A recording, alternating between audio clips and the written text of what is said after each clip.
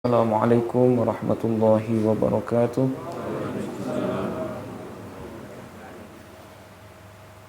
Bismillahirrahmanirrahim.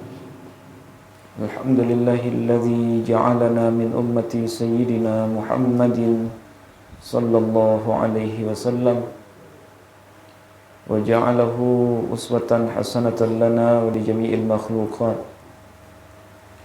Asyhadu an la ilaha illallah wahdahu la syarika lah wa asyhadu anna Muhammadan abduhu wa rasuluh alladzi la nabiyya ba'dah.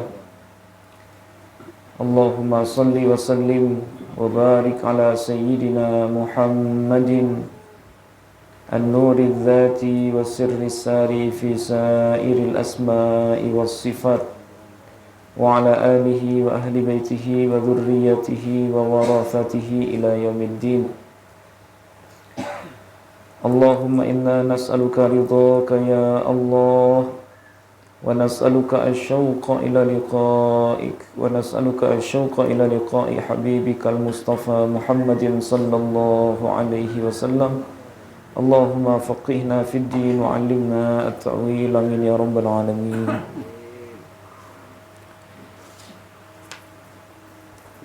Sama-sama kita muliakan para guru, para khalifah, para ikhwan peserta suluk yang insyaallah senantiasa dimuliakan dan dirahmati Allah Subhanahu wa taala. Alhamdulillah, pada sore hari ini kita kembali diizinkan Allah untuk melanjutkan kajian kitab As-Sa'adah Al-Abadiyah karya Syekh Abdul Majid bin Muhammad Al-Khan, dengan harapan mudah-mudahan kajian ini bisa memperkuat landasan atau pondasi dari amalan kita selama melaksanakan suluk ini, sehingga suluk kita ini bukanlah suluk yang ikut-ikutan, tapi suluk yang didasarkan kepada ilmu dan pengetahuan. Semoga Allah mudahkan kita dalam mengamalkan apapun yang kita baca ini, dan Allah izinkan kita untuk mengistiqomahinya, bukan hanya di surau suluk ini, tapi juga nanti setelah selesai suluk. Jadi apa yang sudah diamalkan di sini nanti bisa dibawa pulang, bisa juga diamalkan ketika di rumah. Ya, jadi kurikulum yang sudah dibagi,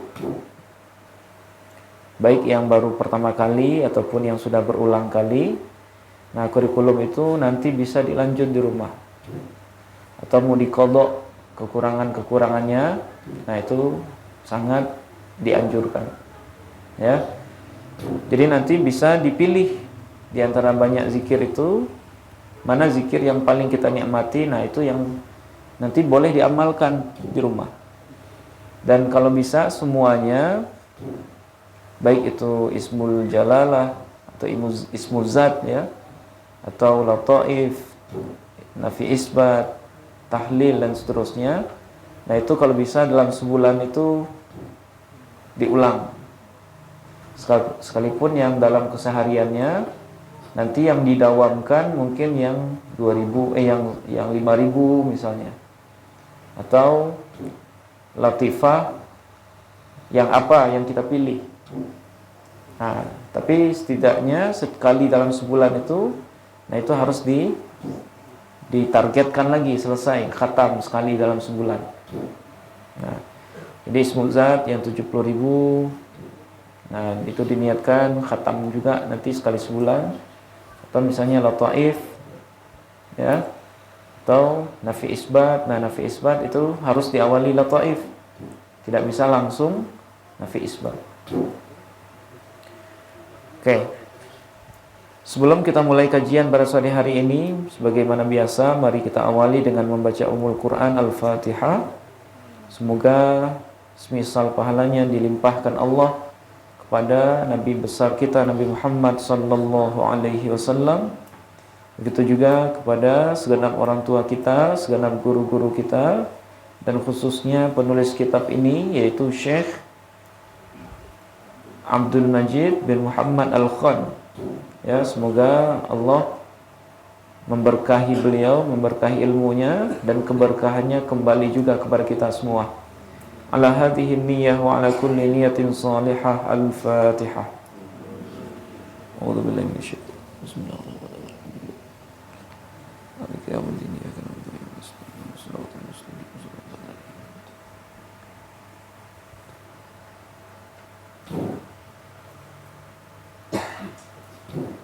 Baik, sore hari ini kita ngajinya tidak panjang, insyaallah sampai selesai saja.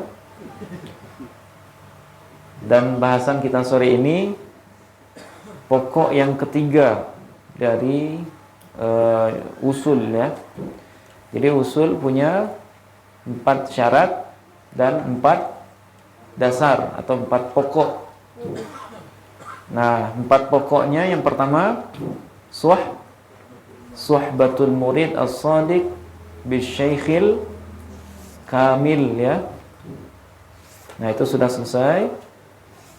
Kemudian yang kedua rabithah. Nah, rabithah sudah dibahas, sudah dibacakan dan dijelaskan oleh Abuya hari Jumat kemarin. Nah, sekarang kita akan masuk ke pokok atau dasar yang ketiga dari usul kepada Allah, yaitu, nah, apa yang ketiga? Nah, kita bacakan. Bismillahirrahmanirrahim. Al-aslu tsalitsu iltizamul muridi ma yu'allimuhu syaikhu minal adhkar. Jadi pokok atau dasar yang ketiga setelah suhbah, kemudian rabithah, yang ketiga adalah iltizamul murid, ya, membiasakannya murid atau melazimkan murid atau menertibkan si murid terhadap apa-apa yang diajarkan oleh guru kepadanya minal azkar, dari zikir-zikir. Jadi pokok dari wusul kepada Allah yang ketiga itu adalah mengamalkan seluruh zikir yang sudah diajarkan oleh guru. Nah, itu pokoknya. Ya. Jadi tidak ada wusul itu tanpa beramal. Tidak ada wusul itu tanpa beramal. Sekalipun amal itu tidak menjamin wusul. Nah, bisa dipahami? Tidak ada wusul tanpa amal. Sekalipun amal itu tidak menjamin wusul, karena wusul itu banyak piranti-pirantinya, banyak perangkatnya. Ada akhlak kepada guru kemarin kan, itu perangkat usul juga. Kemudian ada akhlak kepada sesama salik, itu syarat usul juga. Nah, kemudian begitu syarat usul juga adalah beramal dengan zikir-zikir yang sudah diajarkan. Nah, jadi tidak ada ceritanya orang usul tapi dia tidak pernah mengamalkan zikir-zikir yang sudah diajarkan. Baik itu ismuzat, baik itu lataif, baik itu nafi itsbat, baik itu tahlil, wukuf, dan seterusnya. Jadi itu pokok, ya, dasar dari usul. Nah, apa maksudnya? A'ni mulazamatal muridis sadiqi wa mudawamatahu ala ma ya'muruhu syaikhu minadh-dhikri bila ziyadatin min indihi wala naqsin la fi awdu'ihi wala fi kaifiyatihi wala adabihi. Oke. Maksud dari pokok yang ketiga ini adalah Seorang murid yang shadiq mendawamkan, ya, atau mengerjakan segala sesuatu yang diperintahkan gurunya minadzikri, dari zikir-zikir, bila ziyadatin min indahu, tanpa menambah-nambah zikir itu sesuai dengan nafsiyah dia, wala naqsin, dan tanpa juga mengurang-nguranginya, la fi awda'ihi, tidak pada materi zikirnya, wala kaifiyatihi, tidak pula pada kaifiyatnya, wala adabihi, dan tidak pula pada adabnya. Jadi apa yang disuruh itu yang dikerjakan. Misal, salah satu kurikulum kita di sini adalah zikir, misalnya 7 zikir ismuzat misalnya. Berapa? 7.000. 70 atau 7.000? 7.000, tapi dikali 10. Ya. Nah, perintahnya adalah zikir ismuzat 7.000 kali 10 atau 70.000. Nah, bagi seorang murid yang shadiq, yang dia menjalankan pokok yang ketiga, dia tidak menambah-nambahkan itu dan tidak juga mengurang-nguranginya. Ya, tidak menambahi dan juga tidak mengurangi. Baik di zikirnya ataupun di kaifiatnya. Ya, di kaifiatnya. Nah, di kaifiat misalnya tawassulnya cuma 5. Boleh nggak ditambahkan dengan fulan, istri, suami, kemudian nambahin anak, kan? Ada ya? Kemudian nambahin siapa misalnya? Nah, itu sebenarnya tidak diperkenankan. Kalau seandainya di kaifiat itu hanya ada 5 orang, kecuali kalau ada isyarat dari khalifah atau dari guru, ya, tambahkan 1 orang di sini. Nah, baru tambahkan. Kalau tidak ada isyarat, nggak boleh ditambah kurangi. Ya, tidak boleh ditambah kurangi. Dan tidak boleh dicampur aduk dengan zikir yang lain, apalagi ketika suluk. Ya. Jadi kalau ismuzat yang disuruh, yang diperintahkan, jangan lagi membiasakan atau menambahinya dengan zikir yang biasa kita kerjakan di luar. Ya, misalnya kita di luar ada zikir tambahan. Kita dapat misalnya hizib apa. Nah, ketika kita berada di mata kuliah ini, tidak boleh dicampur sama yang lain. Boleh nggak ketika kita kuliah di satu mata kuliah, kemudian materinya kita gabungkan dengan mata kuliah lain, boleh nggak? Nah, logikanya seperti itu. Ya, matematika, kita belajar matematika nih, digabungkan dengan apa misalnya?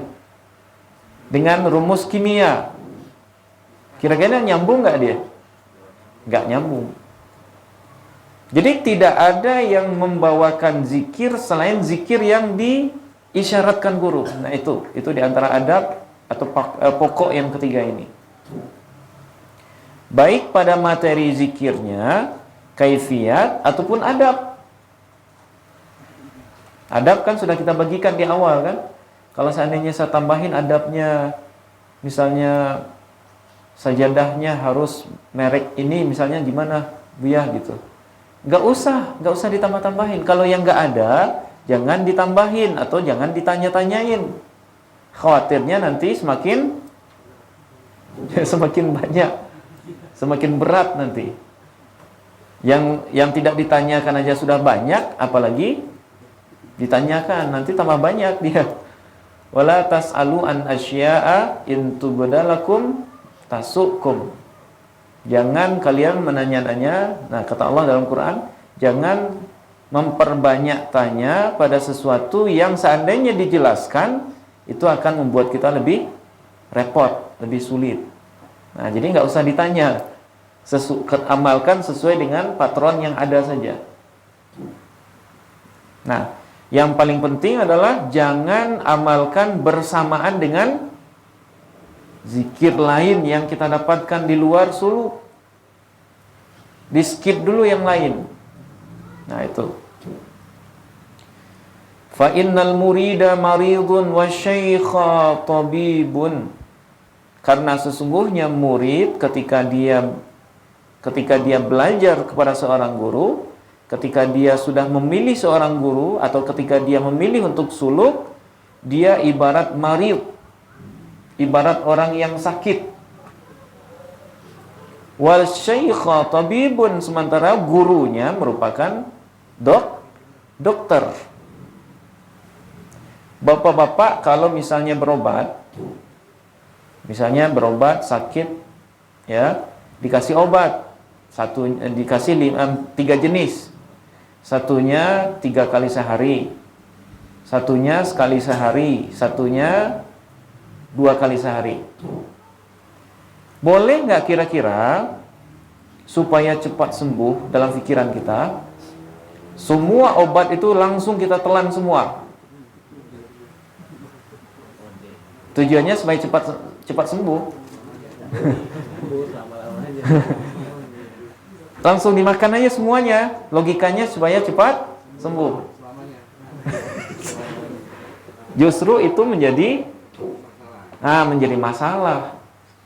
Jadi sesuatu yang sudah ditakar 3 kali sehari misalnya, atau 2 kali sehari, sesuatu yang sudah ditakar jangan dilebih kurangkan. Harusnya 3 kali, cuma kita makan setengah, dan itu pun sekali. Ya nggak sembuh, karena dosisnya kurang. Atau kalau dilebihkan, berarti dosisnya kelebihan, bisa overdosis. Kalau overdosis, ya sembuh selamanya. Tapi bukan di alam ini ya, di alam lain. Nah, jadi ibarat orang yang suluk atau orang yang berguru, dia adalah ibarat orang yang sakit, sementara yang punya resepnya guru. Nah, sesuaikan dengan resep yang dikasih. Jangan lebihkan, jangan dikurangi. Famahma asyara bihi yata'ayyanu alaihi iltizamuhu. Ketika seorang tabib, seorang dokter memberikan resep kepada seorang pasien, yata'ayyanu alaihi iltizamuhu, maka mestilah bagi seorang pasien itu untuk mematuhi resep itu. Nah, jadi analoginya kepada orang yang berobat. Logis nggak kira-kira bapak-bapak? Logis ya, sesuai ya, analoginya sesuai. Wal wuqufu indahu, dan menetapi atau mematuhi aturan tersebut. Nah, jadi sekali lagi, apapun yang sudah ditentukan jangan dilebihkan dan jangan dikurangi. Tapi kalau dikalikan boleh. Misalnya 70.000 udah selesai. Nah, itu kan sudah selesai. Kan sudah selesai kurikulum. Kita kali 2. Karena waktu masih luang misalnya. Nah, itu sangat boleh. Yang dimaksud menambah kurangi itu 70.000 kita jadikan 85.000. Sengaja niatnya 85.000 karena supaya kalau 15.000 mungkin usulnya lebih cepat. Nah, gitu. Kita ubah yang 70.000 jadi 85.000. Nah, itu yang nggak boleh. Tapi kalau dikali 2, nah itu sangat boleh, sangat dianjurkan. Karena banyak juga, misalnya di sini sudah selesai misalnya, terus tertipu dengan ungkapan selesai itu. Dia bilangnya apa? Kenapa nggak zikir? Udah selesai zikirnya. Berarti kalau udah selesai ngapain? Udah selesai nggak zikir lagi, berarti ghaflah. Ya, lawan zikir itu ghaflah. Ghaflah itu artinya lalai. Jadi jangan tertipu dengan bahasa kenapa nggak zikir lagi? Udah selesai zikirnya. Berarti ketika sudah selesai zikirnya, berarti nggak nyambung terus, itu putus zikirnya. Kan kita nggak boleh putus zikirnya kan. Jadi jangan pernah bilang sudah selesai. Ya, jangan pernah bilang jangan selesai. Kalau ditanya, berarti belum selesai terus dong jawabannya. Ya maksudnya, jangan pernah tertipu dengan ungkapan saya sudah zikir gitu. Ya, saya sudah zikir. Oke. Wa'lam, dan ketahuilah anna dzikral mu'tabara 'inda sadatil khalidiyah quddisa sirruhum huwa dzikru ayat tadzakkuru wat tafakkurul khafiyul qalbi. Ketahuilah bahwa zikir yang mu'tabar, ya, mu'tabar itu yang dijadikan pegangan menurut para sadah khalidiyah, maksudnya para mursyid dalam tarekat Naqsyabandiyah Khalidiyah, quddisa sirruhum, adalah zikir yang bersifat khafi al-qalbi, yang letaknya di dalam kalbu. Jadi zikir yang dianut oleh tarekat Naqsyabandiyah Khalidiyah itu adalah zikir yang sifatnya khafi. Apa itu khafi? Khafi itu tersembunyi di dalam kalbu, artinya tidak dilafazkan. Itu makanya zikir itu, zikir Naqsyabandi itu hampir semuanya itu tidak ada yang dilafazkan. Ya, tidak ada yang dilafazkan. Kecuali kalau zikir yang berjamaah. Kalau zikir berjamaah setelah sholat, itu bukan Naqsyabandi murni, karena ada yang dijaharkan. Ya.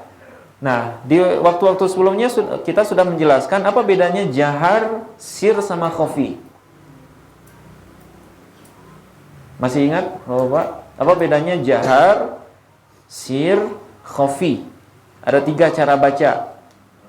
Kalau jahar itu bacaan yang didengarkan oleh orang lain. Misalnya bacaan imam ketika mengimami sholat maghrib, isya, dan subuh. Nah, itu namanya bacaan jahar.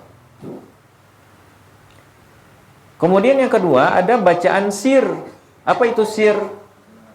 Bacaan yang hanya didengar oleh orang yang membaca. Jadi telinga kita dengar. Ya, telinga kita dengar. Nah, seperti apa itu? Seperti bacaan sholat zuhur dan asar. Itu nama bacaannya bacaan sir. Jadi tidak boleh bacaan salat zuhur itu khafi. Baca Al-Fatihah tapi dalam hati, nggak sah. Ya. Jadi kalau ada yang salat baca Al-Fatihahnya dalam hati, mulutnya nggak digerakkan, itu nggak cukup. Karena syarat bacaan salat zuhur dan asar itu harus sir. Sir itu mulut kita bergerak, suaranya ada, tapi hanya kita sendiri yang dengar. Itu bacaan sir namanya. Kemudian yang ketiga, ada bacaan khafi. Kalau khafi itu, bibir tidak bergerak, lidah tidak digerak-gerakkan, tapi hanya di dalam kalbu saja. Nah, itu namanya bacaan khafi. Nah, zikir Naqsyabandiyah, Khalidiyah, itu rata-rata itu khafi semua, di dalam hati semua. Tidak ada yang sir, apalagi yang jahar. Nah, kalau yang sir itu tahlil. Ya, kalau tahlil baru sir. Tapi kalau nafi isbat, lataif, kemudian ismul jalalah, itu semuanya khafi. Ya, tidak ada yang sir, tidak ada yang dijaharkan. Bisa dipahami, Bapak? Ya, jadi kita ulangi. Ismul jalalah, nafi isbat, kemudian lataif, itu jahar, khafi atau sir? Khafi. Kalau tahlil, nah tahlil baru sir. Bacaan salat zuhur sir. Kalau dibaca khafi sah nggak? Nggak sah. Kalau bacaan imam salat isya, maghrib, dan subuh jahar. Nah, jadi itu bedanya ya, ada jahar, ada sir, ada khafi. Wa huwa qismani. Adapun zikir khafi yang diajarkan dalam tariqah Naqsyabandiyah Khalidiyah itu ada dua. Ada berapa? Ada dua. Al-awwalu bismidzat wa tsani bin nafyi wal itsbat. Adapun yang pertama, zikir khafi dengan ismidzat, yaitu dengan nama zat, yaitu Allah, Allah. Kemudian yang kedua, ada yang zikir khafi dengan nafi itsbat. Berarti la ilaha illallah. Nah, masing-masing dari zikir ini ada adabnya. Nah, sekarang kita membahas ini. Al-awwalu zikru ismidzat. Yang pertama adalah zikir ismuzzat. Apa saja adab dalam zikir ismuzzat? Nah, ini nanti untuk diamalkan di rumah. Karena ismuzzat sudah selesai ya. Tapi masih bisa diamalkan di sini. Kalau misalnya lataif sama lataif itu kan ada ismuzzatnya juga. Nah, berarti masih bisa diamalkan. Al-muradu bismidzat lafzul jalalah. Yang dimaksud dengan isim zat adalah lafaz jalalah, yaitu lafaz Allah, Allah. Nah, jadi kalau disebut zikir ismuz zat, itu artinya adalah zikir ismul jalalah. Wa hadza dzikrul mubaraku yu'allimuhu asy-syaikhu lisaliki ba'da akhdhil ahdi alaihi. Dan zikir ini, zikir ismuzat ini, itu diajarkan guru kepada salik setelah prosesi talqin. Ya, setelah prosesi talqin. Tidak diizinkan mengamalkan zikir ini tanpa talqin. Ya, jadi siapapun yang belum talqin, misalnya ada keluarga kita nih, misalnya yang istri bapak atau suami suami nggak mungkin ya, istri, anak atau siapalah di rumah, mereka belum talqin. Karena kita sudah merasakan enaknya zikir ismul jalalah, kita ajarkan ke anak atau ke istri, itu nggak boleh. Ya, kenapa nggak boleh? Karena khawatirnya nanti ketika dapat ahwal-ahwal tertentu itu tidak bisa dikendalikan nanti. Ya, tidak ada orang yang akan bertanggung jawab. Tapi kalau sudah talqin, nah guru yang mentalqin itu atau guru yang di atasnya atau silsilah itu nanti bisa menarik dia kalau terjadi apa-apa. Kalau ada ahwal-ahwal yang tidak sesuai misalnya. Tapi kalau seandainya dia belum talqin dan dia sudah mengamalkan, dikhawatirkan nanti kalau terjadi sesuatu ya nggak bisa ditarik, kondisinya sendirian aja, ya. Jadi siapapun yang nonton misalnya dengan ini, nonton kajian Abuya misalnya, kemudian Buya kebetulan menjelaskan ini zikir khusus setelah talqin, ya, tidak boleh diamalkan tanpa talqin. Kama marrat al-isyaratu ilaihi. Wa yubayyinu lahu ahamma adabihi. Dan Syekh Abdul Majid di sini menjelaskan adab-adab yang paling penting terkait dengan zikir ini. Jadi zikir ismuzat saja itu ada adabnya. Wa huwa itsna wa isyruna adaban. Nah, ada berapa adab zikir ini? Ada 22 adab. 22 adabnya. Ini sampai jam 7 ini. Ini kita bacakan pendek saja karena sebagian ada yang sudah kita ketahui. Nah, yang pertama, adab yang pertama ketika menjalani proses zikir ismuzat dalam suluk, taharatul jawarihiz zahirati wal batinati minadz-dzunubi kulliha bitaubatin nasuhi. Yang pertama adalah sucinya anggota zahir dan batin dari dosa seluruhnya dengan cara bertaubat nasuha. Ya. Jadi sebelum zikir ini kita kerjakan, itu makanya harus mandi taubat dulu kan? Ya, mandi taubat dulu kan kemarin sebelum mengawali zikir. Nah, itu rahasianya. Karena syarat pertamanya adalah suci semua anggota zahir dan batin dari dosa. Ya. Itu makanya taubat dulu, mandi taubat dulu dan berniat untuk apa? Untuk mengerjakan zikir ini. Oke, itu yang pertama.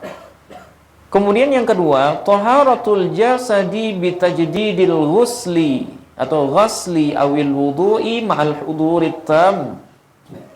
Fa innahu as-sababul a'zamu li salamatil qalbi minal khawatiriz zamimati fi athna'il ibadat kulliha. Kemudian adab yang kedua, mensucikan badan. Ya, mensucikan jasad atau badan dengan cara memperbaharui mandi. Nah, jadi kemarin walaupun sudah mandi di rumah, nah di sini kan dianjurkan mandi lagi kan? Nah, itu niatnya adalah mandi taubat, mandi untuk mensucikan jasad, ya, jasad dari kotoran.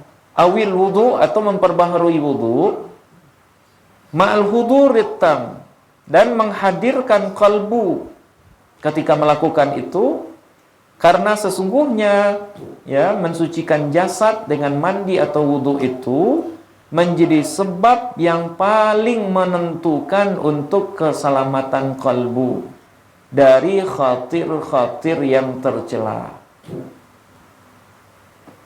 Jadi kalau kita nggak mandi taubat, ya khawatirnya nanti selama proses zikir itu muncul khatir-khatir yang zamimah, khatir syaitonikah itu, khatir nafsanikah itu, atau khatir iblisi, ya iblis.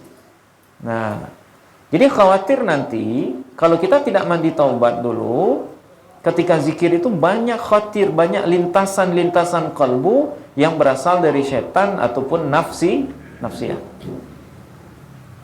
Nah, khawatirnya seperti itu. Fi athna'il ibadat, ya, yang mana khatir itu akan muncul nanti di pertengahan ibadah. Nah, jadi sucikan dulu. Ya, sucikan semuanya, mandi.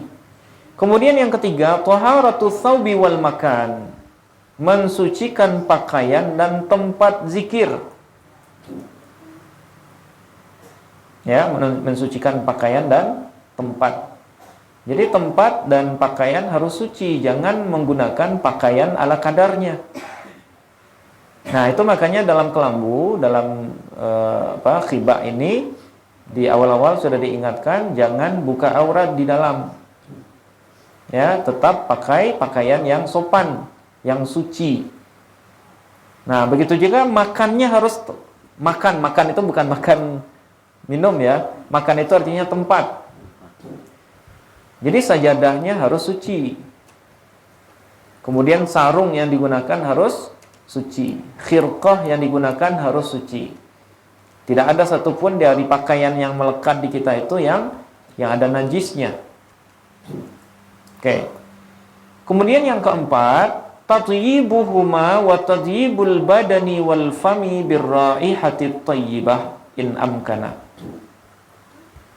Kemudian yang keempat adabnya adalah memberikan harum-haruman kepada pakaian dan tempat dan wewangian untuk badan dan mulut. Ternyata ini adab juga. Berarti wajib bawa parfum ke sini. Ya. Nah, kenapa seperti ini? Selain ini merupakan adab kepada Allah. Di pertemuan atau di kajian pertama kita sudah sampaikan khalwat kita itu, kenapa kita baca salam pas masuk? Assalatu Assalatu wassalamu alaika ya sayyidi ya Rasulullah. Assalatu wassalamu alaika ya sayyidi al-imam al-mahdi khalifatullah. Kenapa kita ucapin salam? Biasanya kalau kita ngasih salam, ada orang nggak di dalam? Ada kan? Nah, kenapa kita ngucapin salam ketika masuk khibah, masuk kelambu? Karena di dalamnya ada rohaniyah, ya. Karena surau ini tempat suci, ada penjaganya. Nah, seperti itu juga tempat kita berkhalwat itu ada penjagaannya, ada malaikatnya di sana, ya. Nah, jadi kenapa kita harus mengharumkan badan dan mulut? Yaitu sebagai adab saja. Apalagi selama suluk, yang kita bergabung dengan orang banyak.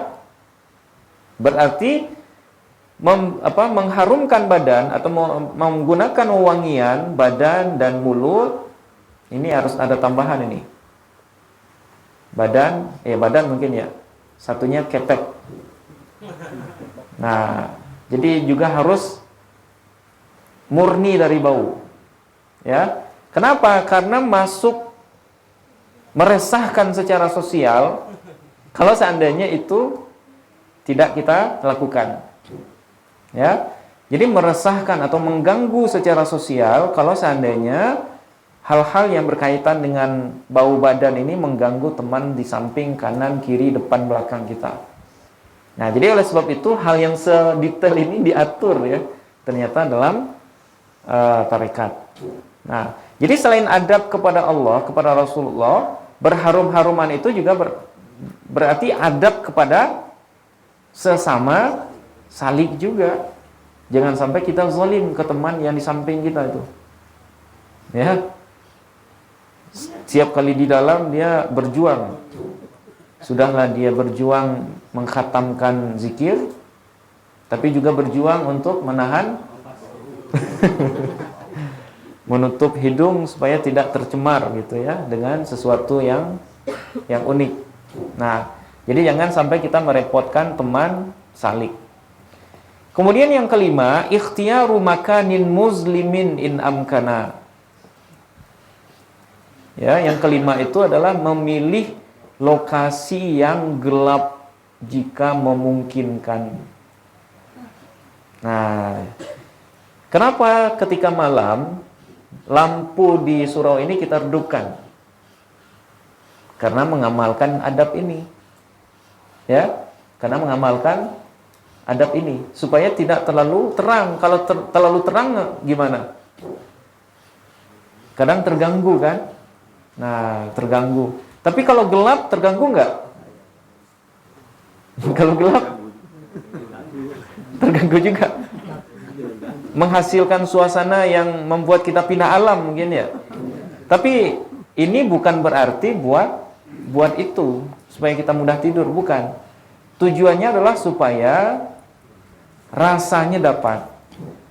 Karena semakin terang penglihatan kita juga akan banyak. Ketika penglihatan banyak, maka pikiran juga bercabang. Nah, itu rahasianya. Kalau tempatnya gelap kan kita nggak bisa ngelihat apa-apa.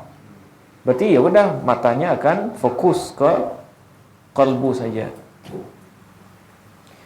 Kemudian as-sadisu, kemudian yang keenam, salatu raka'ataini sunnatal ghusli awil wudu'i. Kemudian yang keenam, melakukan salat 2 rakaat yaitu sunat mandi atau sunat wudu. Nah, ini kalau di rumah nanti ini. Ya. Kalau di sini kan salat sunat taubat dengan salat sunat hajat. Nanti kalau di rumah ini bisa ditambah lagi dengan salat sunat wudu. Jadi selesai wudu, salat sunat dulu, namanya salat sunat wudu. Kemudian yang ketujuh, julusul dzakiri mustaqbilal qiblati mutawarrikan aksa tawarrukis shalah. Kemudian yang ketujuh, duduk menghadap kiblat dalam kondisi tawarruk kiri. Nah, ini adabnya di sini. Ya, aksa tawarrukis shalah, kebalikan dari tawarruk salat. Kalau salat tawarruk kanan, kalau zikir ismu zat itu tawarruk kiri. Nah, kemarin kalau ada yang nanya, kalau sudah mengganggu konsentrasi gimana? Kalau sudah mengganggu konsentrasi boleh diubah. Ini kan cuma suluk. Suluk itu kan cara. Maqasid suluk apa? Tujuan suluk apa? Berzikir kepada Allah. Nah, cara atau kaifiat boleh berubah. Yang tidak boleh berubah itu zikirnya. Nah, jadi kalau duduk kita kakinya sudah terasa sangat kesemutan dan mengganggu pikiran, nah boleh diubah. Sampai nanti kesemutannya hilang. Setelah hilang, tawarruk kiri lagi. Kesemutan lagi, ubah lagi. Hilang, tawarruk kiri lagi. Nah, gitu seterusnya. Ya. Kenapa harus tawarruk kiri? Fa innahu athbatu lil qalbi. Karena duduk yang seperti itu lebih menetapkan kalbu kita. Nah, kalau bahasa beliau athbat, lebih meneguhkan kalbu. Maksudnya kalbu kita lebih kita lebih mudah untuk memandang kalbu. Nah, itu sebenarnya tujuannya. Ya, kalau tawarruk kanan itu ada usaha agak keras. Tapi kalau tawaruknya tawaruk kiri, leher kita sudah tersistem untuk langsung menghadap ke kalbu.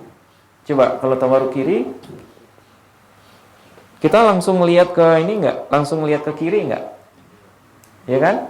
Nah, jadi itu untuk memudahkan supaya leher kita tidak melawan arah. Nah, itu tujuannya. As-saminu, kemudian yang kedelapan, al-istighfaru bil lisan ma'a huduril qalbi. Yang kedelapan itu adalah istighfar dengan lisan sambil menghadirkan kalbu ketika mengucapkannya. Nah, itu makanya ketika istighfar itu kita seringkali ingatkan, istighfar itu bukan hanya di lisan. Jadi ketika istighfar yang tanpa terjemahan pakai bahasa Indonesia, mohon ketika bacaan istighfar dibaca itu dihayati. Satu istighfar niatkan untuk satu anggota badan. Astaghfirullah. Nah, ketika baca itu, ya Allah saya mohon ampun untuk dosa telinga saya. Niatkan seperti itu. Kan kadang ada terjemahan, kadang enggak kan? Ketika tidak ada, kita sendiri yang menerjemahkan.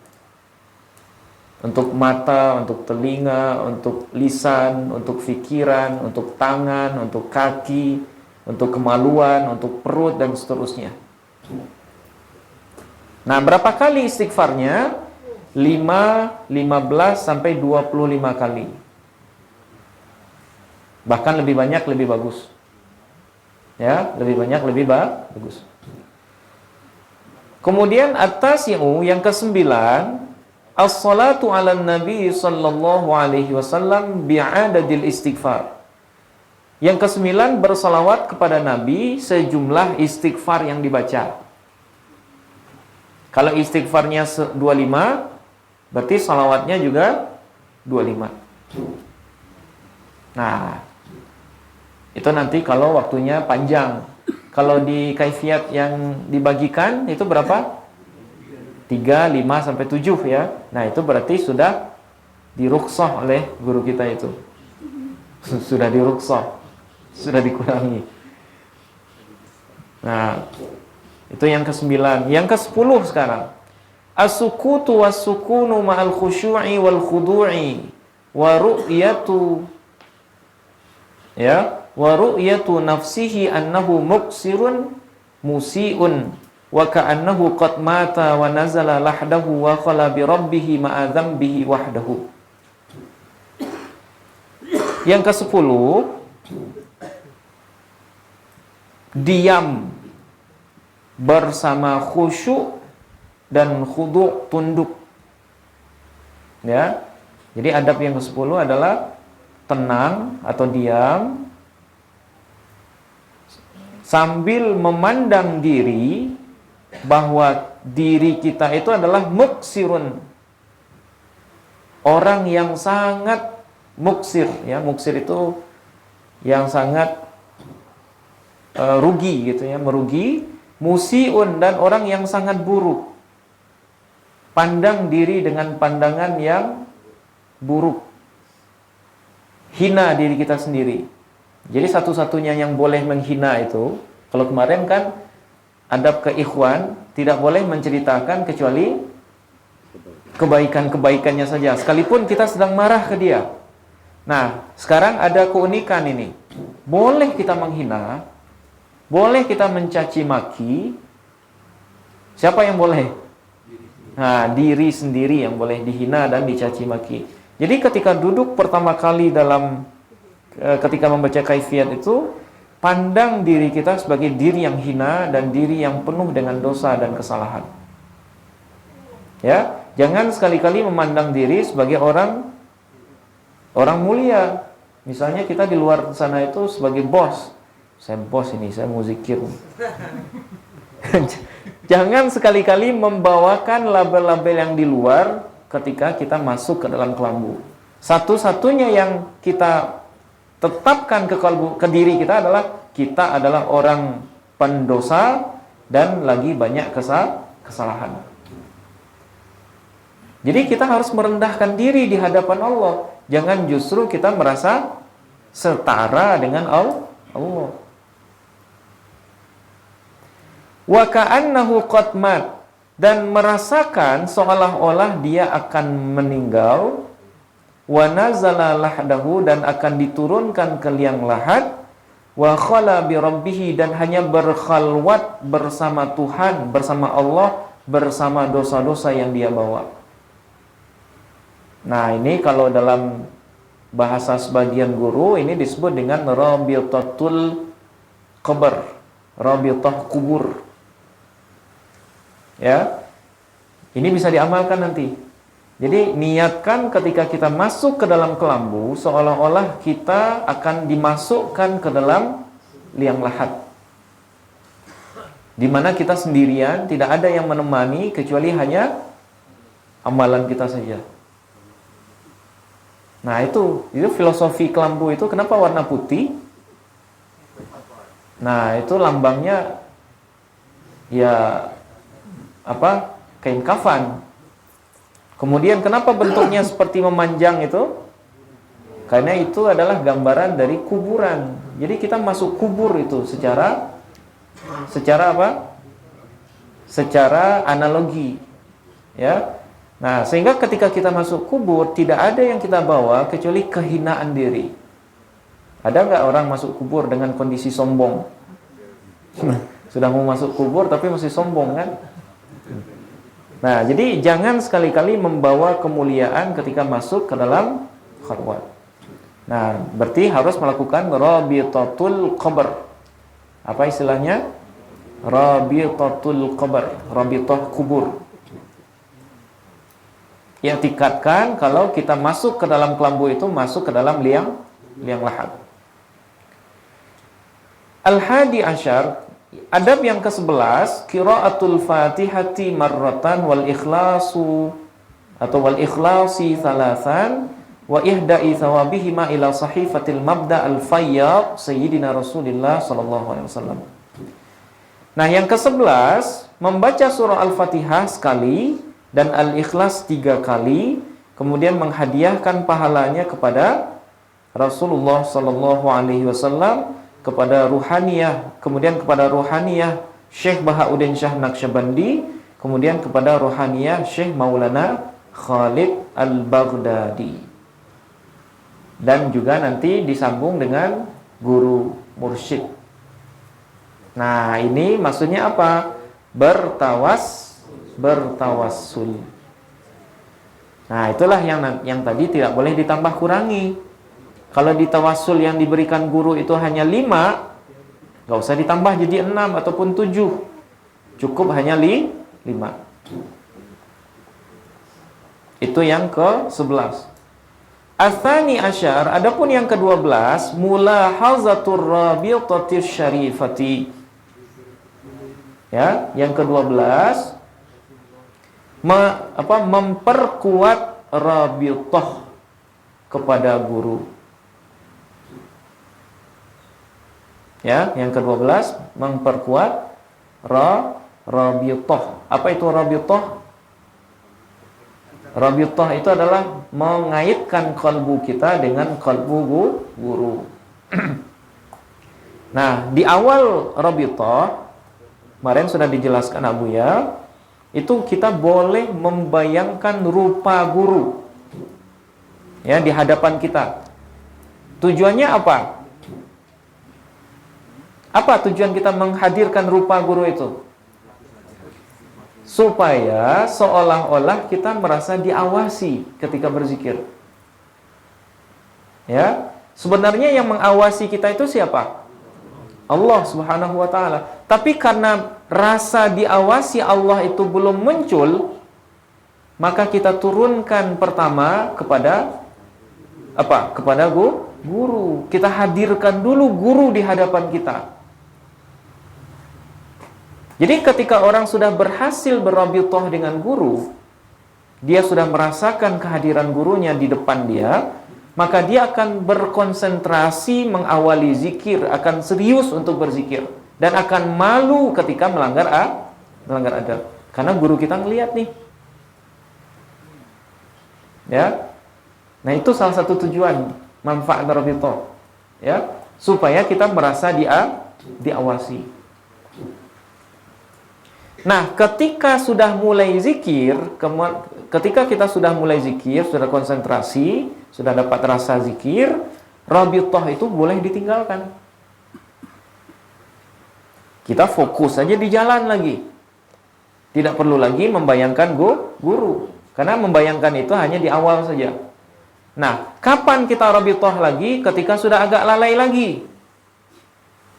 Misalnya setelah 50.000 agak goyang, agak oleng misalnya, pengen tidur, pengerbahan, selonjoran misalnya. Nah, ketika itu ingat lagi guru, rabithah lagi ke guru. Apa tujuannya? Supaya rasa yang muncul tadi hilang lagi dia. Ya, nah itu tujuannya sebenarnya rabithah, supaya kita merasa selalu diawasi guru, dan pada akhirnya kita akan merasa diawasi Rasulullah. Dan pada akhirnya kita akan merasa diawasi langsung oleh Allah Subhanahu wa taala. Nah, jadi hakikatnya rabithah itu ke Nabi sebenarnya nanti.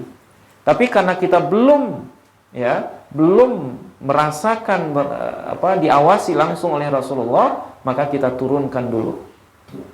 Nah, itulah yang kemarin dimaksud al-fana fi syekh muqaddimatun fi fana'i Rasulullah sallallahu alaihi wasallam. Jadi fana kepada guru, merasa diawasi terus oleh guru, itu merupakan awal seseorang merasa fana kepada Rasulullah sallallahu alaihi wasallam. Nah, jadi rabithahnya harus diperkuat.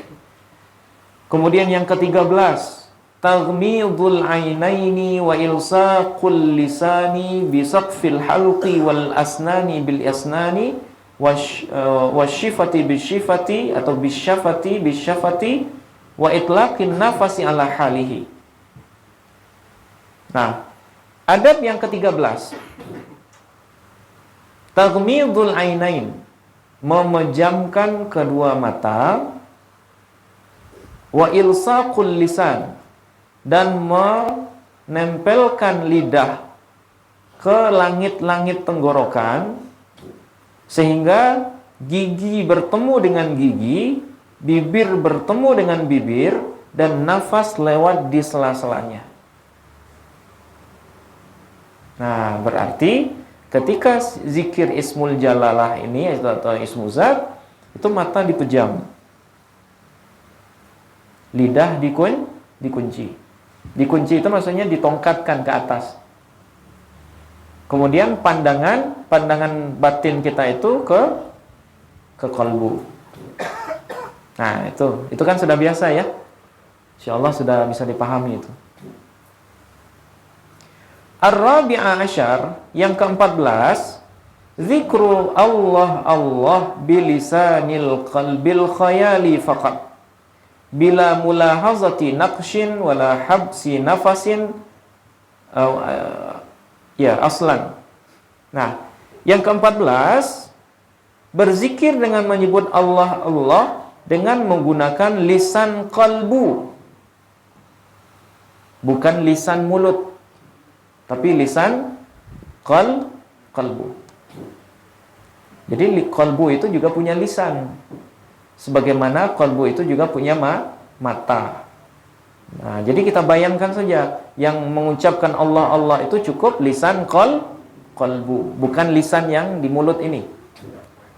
Bila mulahazati naqshin, tanpa membayangkan tulisan. Nah, ini penting. Gak usah membayangkan tulisan Allah, ya, tapi hanya nyebut Allah saja. Karena tulisan Allah itu Allah enggak? Bukan. Jadi gak usah membayangkan ukiran Allah dan tidak pula menahan nafas. Ini kalau yang zikir lafaz jalalah ya, itu tanpa menahan nafas. Jadi nafasnya normal saja.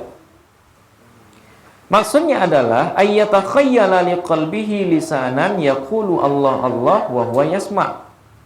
Nah, maksudnya adalah seseorang mengkhayalkan kalau di kalbunya itu ada lisan, ada lidah, di mana lisan itulah yang mengatakan Allah Allah dan dia mendengar ucapan itu. Nah, itu caranya. Jadi sekali lagi, zikir ismuzat itu zikirnya di mana? Di dalam qalbu, bersifat khafi, bukan sir, apalagi jahar. Al-khamis asyar, kemudian yang ke-15, istihdaru musamma hadzal ismil muqaddas. Yang ke-15, menghadirkan nama dari yang disebut atau zat dari yang disebut. Nah, jadi setelah kita nyebut nama terus, i'tikadkan kita bersama yang punya nama. Nah, artinya rabithah kita sudah berpindah.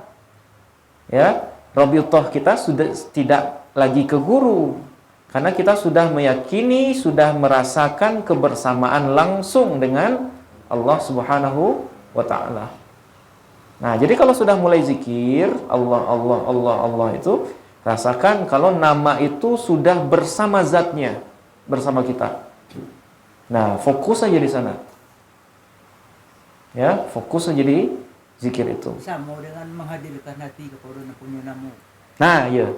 Mari itu apa? Menghadirkan hati kepada yang punya nama. Ya. Jadi bukan hanya nama lagi yang kita sebut, tapi kita sudah merasakan dengan yang punya nama. Artinya kita berrabithah langsung kepada zat yang punya nama. Nah, lama-kelamaan mudah-mudahan itu dikekalkan. Rasa itulah yang kita bawa kemana-mana. Yang kadang rasa ini didapat dalam tawajuh. Itu makanya rahasianya kenapa setelah tawajuh langsung masuk ke lambu, tujuannya supaya rasa itu tidak hilang. Karena kalau langsung ke kamar mandi, rasa apa yang didapat? Sudah beda rasanya. Nah, jadi jangan sampai rasa itu hilang. Itu makanya langsung diminta langsung ke lampu. Nah, itu. Jadi yang ke-15, coba yakini nama itu tidak terpisah dari yang punya nama. Kira-kira nama terpisah nggak dari yang punya nama? Misalnya Pak Hasan. Coba kita pisahkan nama Pak Hasan ini dari Pak Hasannya. Bisa nggak? Nama Pak Hasan kita keluarkan dari jasad beliau, terus Pak Hasannya kita taruh di sebelah kiri, nama beliau di sebelah kanan. Bisa nggak? Artinya nama itu selalu nempel nggak dengan zat? Ketika disebut nama, zat ngikut. Nah, itu yang harus kita rasain. Itu yang kita coba rasa itu muncul ketika kita melakukan ismuzat, zikir ismuzat. Nah, itu maksudnya. Menghadirkan zat yang disebut.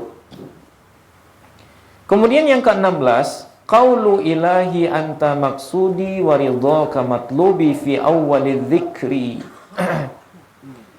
Nah, kemudian mengatakan doa munajat. Nah, ini sudah ada ya. Ilahi anta maksudi wa ridhaka matlubi. Wa ala ra'si kulli mi'atin, dan setiap 100 kali zikir. Nah, di sini ada tambahan. Jadi setiap kali 100 Allah Allah Allah Allah 100. Nah, sebut lagi ilahi anta maksudi wa ridhaka matlubi. Allah Allah Allah lagi 100. Setelah 100 ilahi anta maksudi wa ridhaka matlubi. Nah, tujuannya supaya niat kita tidak berubah. Ya. Nanti kalau dapat pengalaman, bukan mencari pengalaman kita, ya, kembali lagi ilahi anta maksudi wa ridhaka matlubi. Kemudian yang ke-17, dawamu hadat tadzakkuri wal istihdari walau takallama bilisanihi li hajatin la yaqta'u hadha dzikra. Nah, yang ke-17, mendawamkan zikir ini, ya, wal istihdar, dan mendawamkan menghadirkan zat tadi, menghadirkan nama berserta dengan yang punya nama. Dawamkan itu, lanjutkan zikirnya. Walau takallama bilisanihi li hajatin, seandainya seseorang berbicara dengan lisan zahirnya li hajatin, karena ada keperluan, itu tidak akan memutuskan zikir ini. Tapi ingat, li hajatin. Seandainya seseorang berbicara dengan lisan zahirnya li hajatin, karena ada keperluan. Apa keperluannya? Misalnya mengingatkan sesuatu ke teman yang di samping, misalnya ada sesuatu yang berbahaya misalnya. Kita ngomong, nah baru boleh.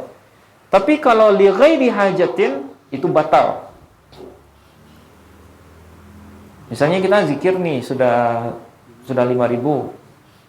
Kemudian kita ngomong li ghairi hajatin, dan ngomongnya panjang lagi. Ngomongnya panjang dan ada majelisnya lagi. Enggak, ini gambarannya aja ya. Li ghairi hajatin itu maksudnya ngobrol yang tidak perlu. Ya, ngomong yang tidak perlu. Berarti kalau yang ngomong yang tanpa ada keperluan itu memutuskan zikir ini. Berarti harus ulang lagi kaifiatnya. Tapi kalau ngomong yang penting, ya misalnya mengingatkan seseorang, ada ular di dekat dia, awas misalnya. Atau misalnya mengingatkan, atau apalah misalnya dipanggil guru, atau misalnya masuk waktu sholat, atau batal wudu. Nah, kemudian kita wudu, nah itu nggak memutuskan zikir. Tapi kalau ngomong tanpa keperluan, maka putus zikirnya. Berarti kaifiatnya harus diulang. Kemudian yang ke-18, mura'atul adadi binahwi sabhatin hasanatit takwiri sahlatal isti'mali hatta yatimmu wirduhu. Yang ke-18, menghitung jumlah zikir. Nah, ini berarti menghitung jumlah itu adab juga. Jadi jangan zikir. Kalau kita masih dalam ranah tarbiyah, ranah ditempa oleh guru, maka menghitung itu sebuah kewajiban. Ya, jadi jangan zikir tanpa dihitung. Yang tujuannya adalah ketika ditanya, gimana zikirnya? Alhamdulillah ada. Alhamdulillah ada zikirnya. Nah, tujuannya ini hanya buat koreksian diri kita. Ya, kita punya target kan? Kayak kemarin dunia kita kan punya target. Akhirat juga harus punya target. Jadi kalau bisa setiap zikir itu dihitung. Bukan buat gaya-gayaan, tapi hanya untuk apa? Memastikan kalau kita menjalankan adab. Nah, itu. Nah, kemarin yang bagus itu seperti yang ditulis adik-adik kita tuh.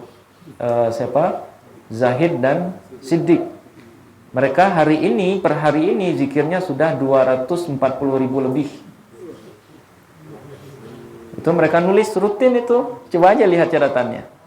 Jadi kita semua sudah dikalahkan oleh dua anak kecil ini. Ya. Mereka sudah, kalau Siddiq sudah 200.000 lebih, kalau Zahid itu sudah 54.000 atau berapa. Jadi kita harus malu nih sama mereka berdua ini. Mereka suluk baru 3 hari tapi sudah 200.000 zikir ismu zatnya.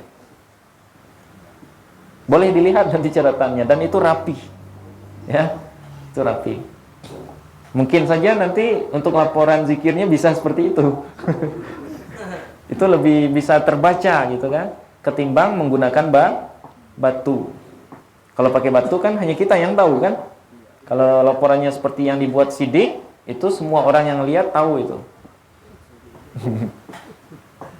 Nah, jadi yang ke-18 menghitung zikir dengan menggunakan tasbih yang bagus bulatannya dan gampang digunakan.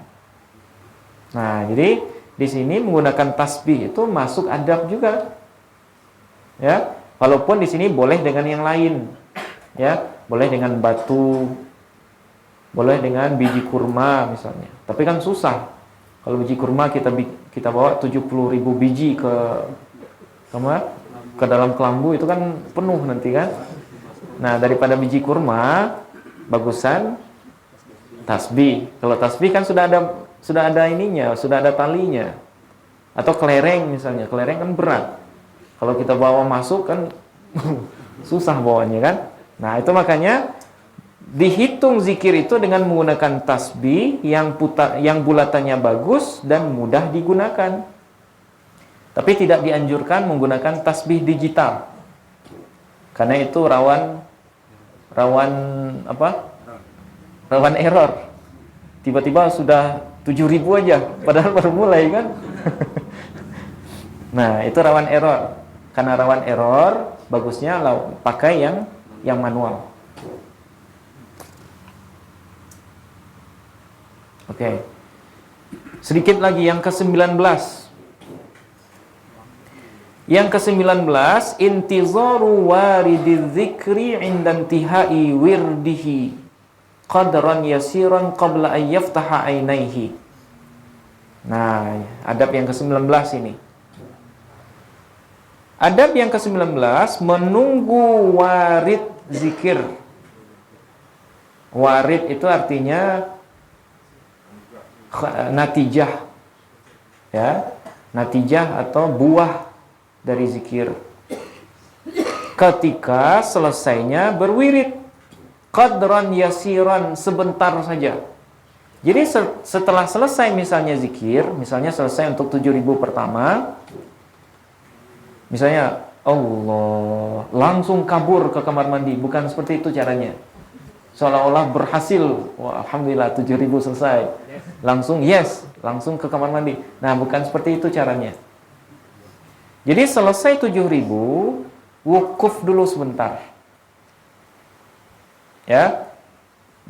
Duduk diam saja dulu sebentar, pandangi kolbu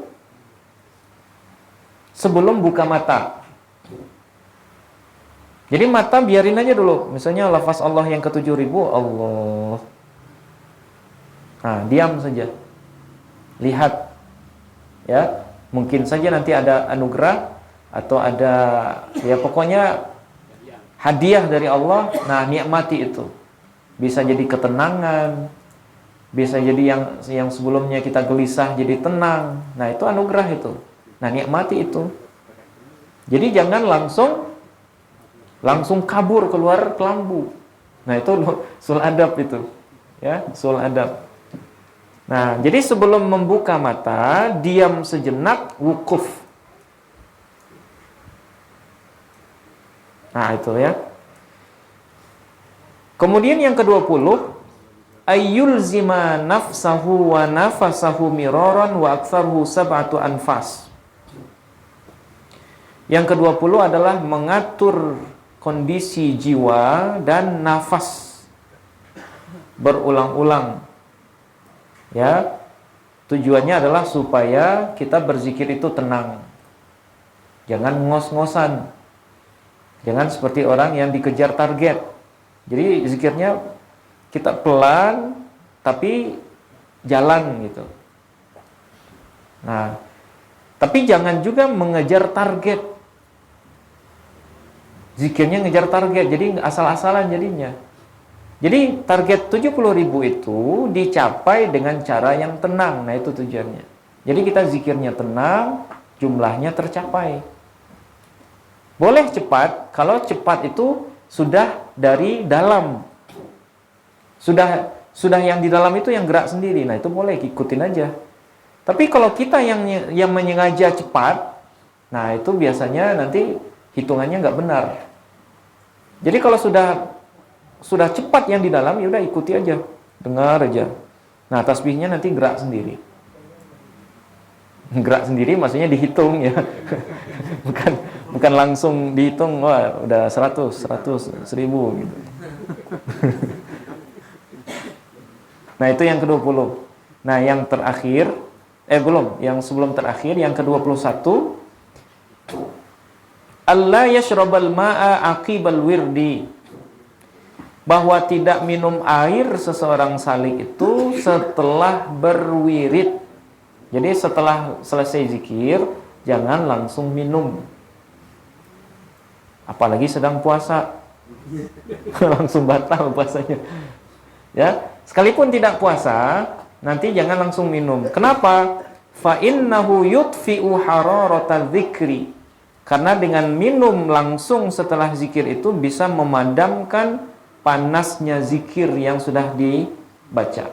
Jadi zikir Allah itu panas. Jadi ibarat besi yang sedang panas, kalau langsung dituangi air, itu kaget nggak dia? Kaget, maksudnya besinya langsung ini, ya. Nah, jadi jangan langsung minum, jedah dulu misalnya 5 menit atau 10 menit, baru setelah itu minum. Atau jangan minum kalau sedang puasa seperti saat ini, ya, justru nanti batal puasanya. Wa hadhihi ats-tsalatsatul akhiratu min ahammil adab. Nah, yang 3 yang terakhir ini itu adalah adab yang paling penting. Berarti apa yang 3 terakhir? Bermenung, wukuf, kemudian mengatur nafas, dan tidak langsung minum setelah zikir. Nah, 3 yang terakhir ini yang paling penting. Itu adabnya dijaga, yang 3 yang terakhir. Nah, yang terakhir yang ke-22, al-ikhlasu wa huwa tasfiyatul amali min syaibatir riya was sum'ah wal aghradin nafsiyah ad-dunyawiyah wal ukhrawiyah. Nah, yang ke-22, ikhlas dalam berzikir. Artinya mensucikan amalan yang kita lakukan barusan tadi itu dari cengkraman sifat riya, sum'ah, dan tujuan-tujuan nafsiyah, baik yang duniawi ataupun ukhrawi. Nah, jadi ketika zikir itu, ketika sudah selesai, nah ini hati-hati nih, ketika sudah selesai itu kadang kita dihinggapi penyakit ujub. Ya. Kenapa ujub? Merasa bangga dengan capaian. Alhamdulillah selesai. Ya. Selesai. Kemarin si fulan kayaknya nggak selesai itu, dia tidur tuh. Iya kan? Jadi selesai pun masih ada cobaan gitu itu. Setelah selesai biasanya aduh pegal nih. Alhamdulillah. Ngelihat teman ngorok, wah langsung habis 70.000-nya. Ya teman ngorok. Ya teman ngorok, kita ngelihat ke diri, alhamdulillah. Teman saya tidur, saya selesai. Alhamdulillah. Nyebutnya alhamdulillah juga. Tapi alhamdulillahnya untuk diri sendiri. Nah, itulah alhamdulillah yang munafik, yang harus kita senantiasa taubati setiap saat. Mulut kita nyebut alhamdulillah, tapi kalbu kita memuji diri sendiri. Na'udzubillah summa na'udzubillah. Nah, inilah adab untuk zikir ismuzat. Nah, nanti kalau diamalkan lagi di kelambu ataupun di rumah, nah adab yang 22 ini kita praktekkan. Ya, mudah-mudahan kita semua diberkahi Allah, zikir kita diistiqomahkan, dan kita semuanya diridhoi oleh Allah Subhanahu wa taala. Mungkin ini saja kajian kita pada sore hari ini. Ya. Dari 22